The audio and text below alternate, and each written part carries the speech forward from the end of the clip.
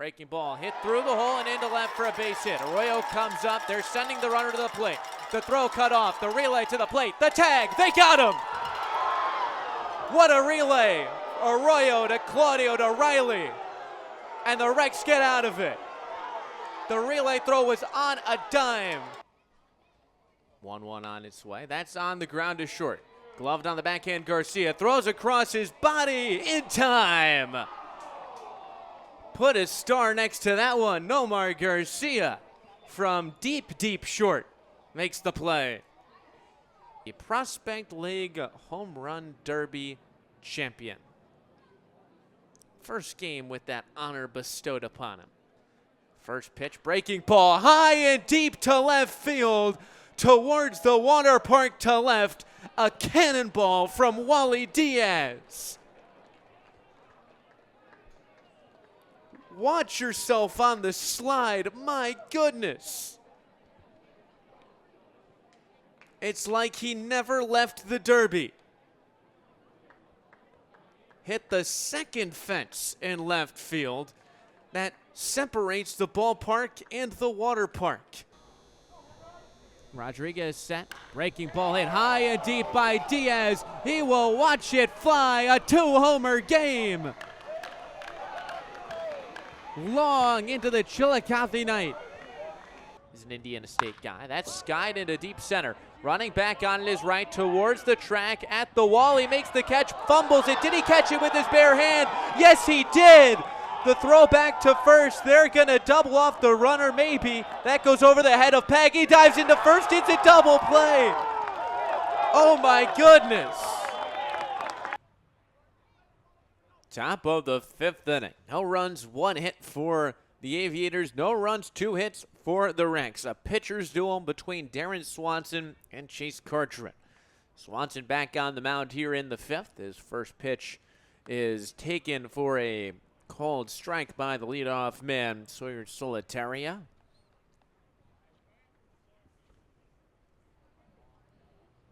The 0-1 pitch hit on a line into left field. Lara has a good read. He makes the catch chest height for the first down.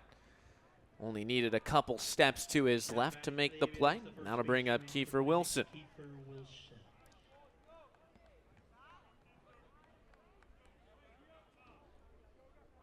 This was going to be a highly anticipated pitching matchup. Tomorrow would figure to be the same. We'll see who it ends up being for Lafayette. But with Samuel Guadamus scheduled for the Rex, as that's flown into straightaway center. Shallow for Gabe Wright. Comes in, makes the catch, 2 away.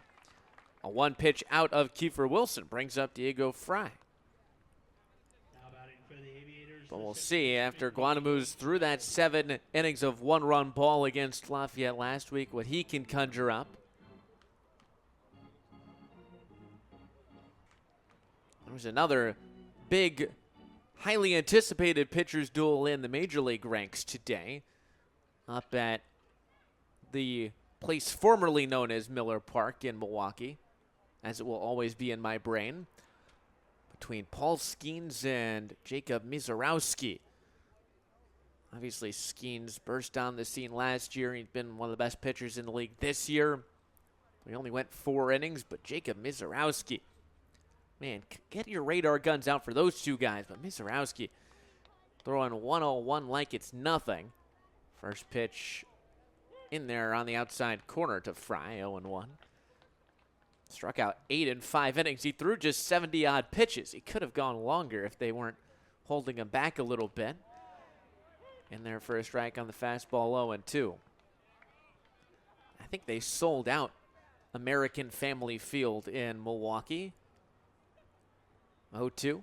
Outside 1-2. And I heard from someone that with the Brewers struggling a bit with the bats this year, that more people were getting up to go to concessions when the Brewers were hitting and then when Mizorowski was on the mound for those first 5 innings. That's taken outside 2-2. But that was must-see TV earlier today, and the Brewers won 4-2 in that one over the Pirates. Skeens gave up 4 runs. Fastball from Swanson high, 3-2. 2 outs, top of the 5th inning. No score between the Rex and the Aviators. Swanson winds. The payoff pitch Rolled over towards short, gloved by Claudio. Spins, throws, and it is not in time. It pulls Diaz off the bag. Was going to be late regardless. It'll be an infield single for Diego Fry. Not sure Garcia would have had a better play. It was softly hit enough that any play was going to be a tight one.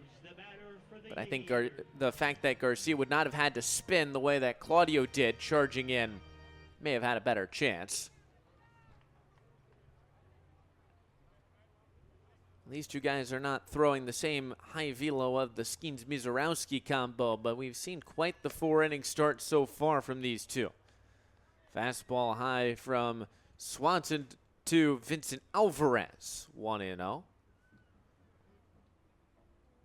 Kick and the pitch, fouled straight back.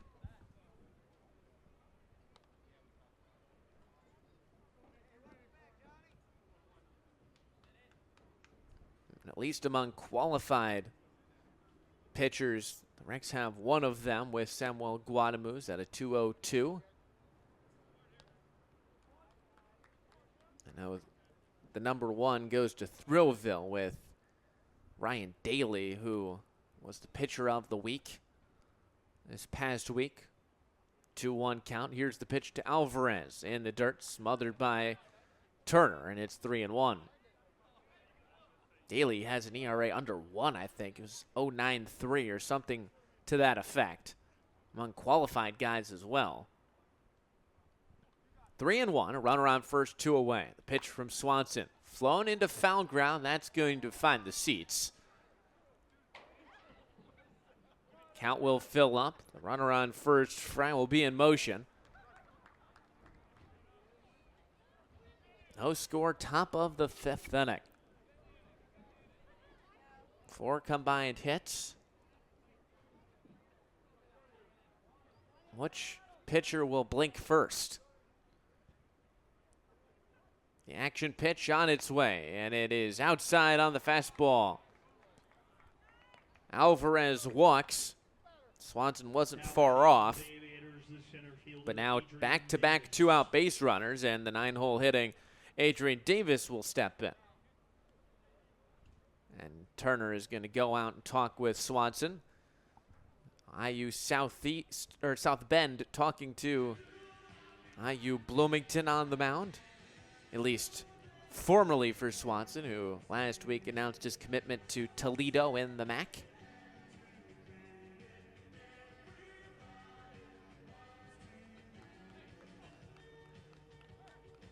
And with Davis, a .264 hitter, a guy that they can afford to challenge, though the defense will have to be well aware. Davis is one of a couple speedy guys on this Lafayette team. They don't steal a ton of bases, really, but they've got good base running speed in all the other facets. That's high and forces Turner to leap out of his crouch. Davis, a junior out of Florida Southern. Kick and the pitch, swung on and missed. Davis was 0 for 4 the last time these two played. One of the main players out in center for Lafayette this year. The pitch, swung on and missed over the top. Another change from Swanson, 1-2. Runner on first is Alvarez, on second is Fry. 2 away in the inning. Swanson looking to send us to the bottom of the inning, still tied at 0. 1-2 pitch in the dirt, smothered again by Turner.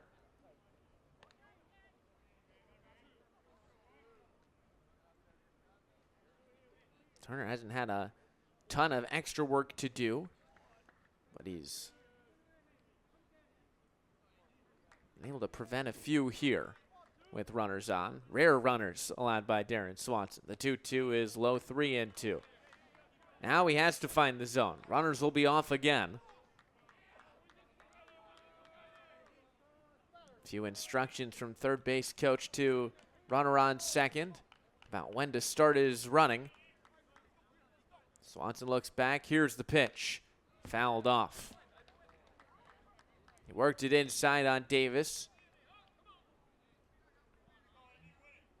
has to find the challenge pitch here. Hunter Snow's dangerous bat is on deck, along with the rest of the top of the Aviator order. 3 balls and 2 strikes, 2 outs with a pair on. The pitch. Outside, ball 4. Not by much. Swanson pounds the glove on his right hand. He's wanted a few calls today that he hasn't gotten. Tony Monteleone saying that ball was just a tad outside. And so now Swanson will have to face Snow with the bases loaded. First pitch to him. That's in the dirt. Pounced on by Turner. Snow, 22 runs batted in. He's had a pair of 5 RBI games in just the last 4 days. 4 games, I should say. Come alive at the right time. He takes a called strike 1-1.